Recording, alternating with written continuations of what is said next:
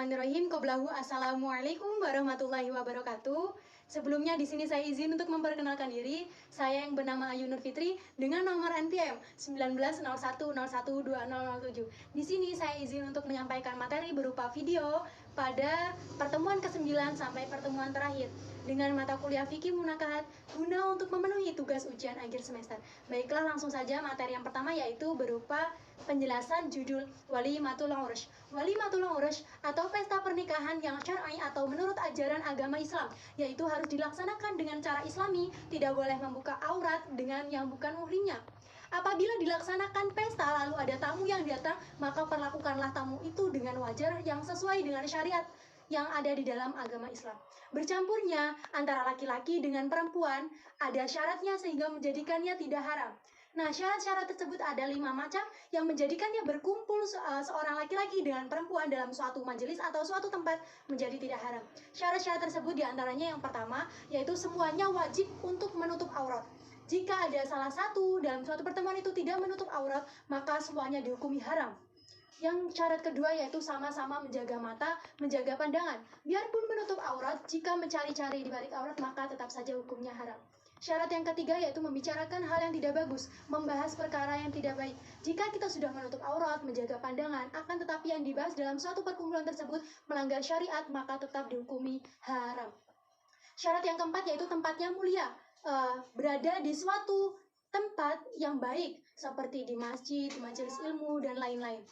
Syarat yang kelima yaitu yang terakhir, tidak boleh berdempet-dempetan sehingga menempelkan badan seorang wanita kepada seorang laki-laki yang bukan mahramnya. Materi selanjutnya yang kedua yaitu hak dan kewajiban suami terhadap istri dalam suatu keluarga. Allah mencintai hambanya yang saling memberi kasih sayang. Orang yang memberi kasih sayang maka akan dikasih sayangi juga oleh Allah. Maka saling memberi kasih sayanglah kita dengan apa yang ada di bumi. Maka semua yang ada di langit, malaikat memberikan kasih sayang dan mengundang Allah Subhanahu wa Ta'ala untuk memberikan kasih sayangnya juga. Jika kita saling memberi kasih sayang dalam rumah tangga, maka akan datang rahmat dalam rumah tangga tersebut. Jika di dalam rumah tangga itu tidak ada kasih sayang antara suami dan istri, maka akan dicabut rahmat yang diberikan oleh Allah Subhanahu wa Ta'ala tersebut. Jika rahmat itu sudah dicabut dalam suatu rumah tangga, maka terjadi tidak nyaman atau tidak enak. Jika menikah harus ada niat yang baik, tidak karena menikah ingin menguasai harta ataupun ingin menikmati kecantikan seseorang. Hak seorang suami yang harus didapatkan dari istrinya adalah yang pertama, istri taat kepada suami. Seorang istri tidak diperbolehkan untuk berbuat kasar kepada suaminya. Yang kedua yaitu memuliakan suami dengan cara yang halal dan cara yang diridhoi oleh Allah Subhanahu wa Ta'ala. Yang ketiga yaitu menghargai suaminya. Yang keempat, memandang suami dengan pandangan kasih sayang. Kewajiban seorang suami kepada istrinya memberikan nafkah lahir dan batin, memberikan senyuman kasih sayang kepada istrinya. Jika suami tidak memberikan senyuman kasih sayang kepada istrinya, maka haram baginya karena tidak memenuhi kewajibannya. Dan hilang juga rahmat dari Allah Subhanahu wa Ta'ala. Antara suami dan istri, keduanya memiliki hak dan kewajiban masing-masing. Maka dari itu, keduanya harus sama-sama menunaikan kewajibannya dan dipenuhi haknya. Materi yang ketiga yaitu berupa hak dan kewajiban istri terhadap suami dalam keluarganya. Agar wanita dapat menyempurnakan cinta dan kasih sayang yang telah ada, maka hendaknya wanita patuh dan taat terhadap suaminya. Setiap saat bisa menyenangkan suaminya, bisa melayani suaminya dengan baik.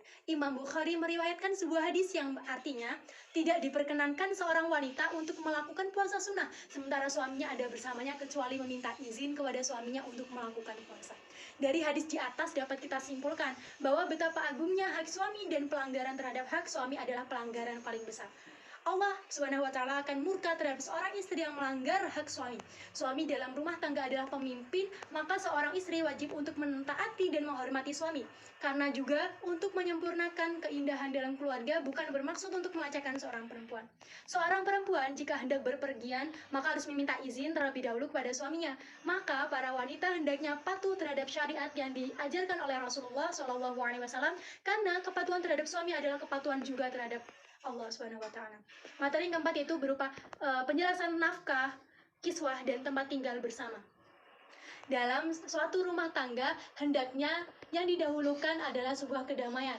Damai itu tidak ada tuntut-menuntut, karena sejatinya damai itu indah. Jadi seorang suami itu memberikan nafkah istrinya tidak hanya yang dibutuhkan sang istri tersebut. Jika memang suami itu mampu dan ada yang mau diberi, dan istri pun tidak boleh menuntut karena sudah diberi. Seorang istri boleh menuntut suaminya jika memang suaminya benar-benar tidak memberi sama sekali ataupun pelit. Dan seorang istri pun juga boleh menuntut ke hakim dan suami dituntut untuk memberi secara paksa atau menceraikan, agar sang istri bisa mencari sendiri yang dibutuhkan. Suami yang pelit dan dipaksa untuk mengeluarkan, maka wajib mengeluarkan 2 nut dan memberikan pakaian sesuai kemampuannya. Yang pertama kita contoh Khadijah Kubro. Lakukan kewajibanmu, jangan banyak menuntut. Seorang wanita tidak boleh banyak menuntut suami. Jadikan hidup ini indah agar rumah tangga menjadi sakinah, mawadah, dan rahmah. Materi yang kelima yaitu menjelaskan berupa kedudukan harta dalam pernikahan.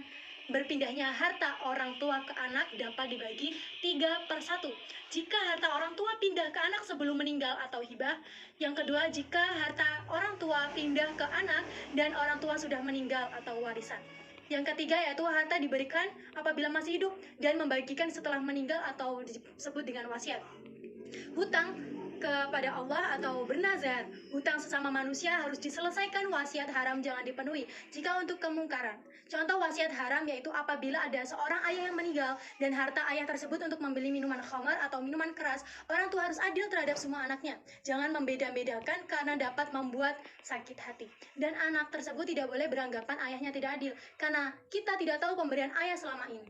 Seorang anak harus juga selalu berhusnuzon dan jangan suuzon kepada orang tua. Urusan warisan jelas sesuai bab warisan yang telah ditentukan oleh syariat dari Allah SWT.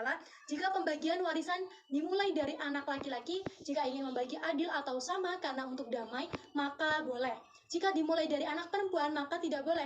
Dalam Islam harus adil. Sebagai contoh, ada seorang laki-laki dan seorang laki-laki tersebut mempunyai adik perempuan. Keduanya sama-sama mau menikah. Kedua orang tuanya meninggalkan uang 30 juta. Anak laki-laki mendapatkan warisan 20 juta, sedangkan adik perempuan mendapat 10 juta. Anak laki-laki jika menikah harus memberikan mahar ke calon mempelai perempuan atau calon istrinya. Biasanya 20 juta. Harta warisan kakak laki-laki sudah habis, sedangkan harta warisan adik perempuan mendapat 10 juta dan mendapat mahar 20 juta, sehingga total 30 juta. Kain kafan laki-laki dari hartanya sendiri, sedang kain kafan perempuan atau seorang istri dari harta suami. Jika anak pertama mendapat hadiah berupa rumah dari orang tua karena sudah menikah, itu dinamakan hibah atau hadiah. Dan ketika orang tua meninggal, anak pertama sudah menikah tersebut tetap mendapat warisan dari harta waris yang ditinggalkan orang tua yang sudah dibagi. Seorang anak tidak boleh sembarangan atau kurang ajar kepada orang tua dengan mengatakan ayahnya tidak adil, karena perkataan tersebut dapat menyinggung perasaan orang tuanya dan menjadi sedih. Sebagai seorang anak harus menghormati kedua orang tua karena ridho Allah sama dengan ridho kedua orang tua, dan murkanya Allah sama dengan murkanya orang tua. Jangan membalas air susu ibu dengan air tuba, dan jangan membalas keringat ayah dengan menyakiti hatinya. Kemudian materi selanjutnya yaitu materi ke-6, hukum menikahi wanita yang pernah berzina. Yang tidak diperkenankan jika kita menikah pezina yang tidak pernah bertaubat dari perbuatannya tersebut, karena itu adalah serendah-rendahnya wanita. Jika menikah wanita yang sudah bertaubat dari zinanya dan menyesali perbuatannya, maka dibolehkan. Dan apabila berniat untuk menyelamatkan dia dari perbuatan tersebut agar tidak terjumus lagi dalam perzinahan, maka itu adalah sebuah kemuliaan. Dan orang tersebut harus menutup aib tersebut. Jangan sekali-kali dilontarkan bahwa dia berasal dari zina.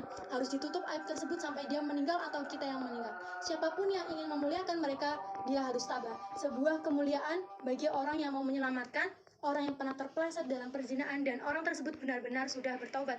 Karena pintu maaf Allah SWT itu sangat luas, maka bertaubatlah jika kita pernah melakukan zina. Barang siapa yang menutup aibnya seseorang, maka Allah akan tutup aibnya di hari kiamat nanti. Maka orang yang menikahi wanita tersebut harus benar-benar bisa menjaga aib tersebut. Jika tidak mampu menutupi, maka jangan dinikahi, biarkan dia, karena masih banyak laki-laki yang belum mengetahui bahwa dia pernah melakukan zina dan laki-laki yang kuat menutupi aibnya.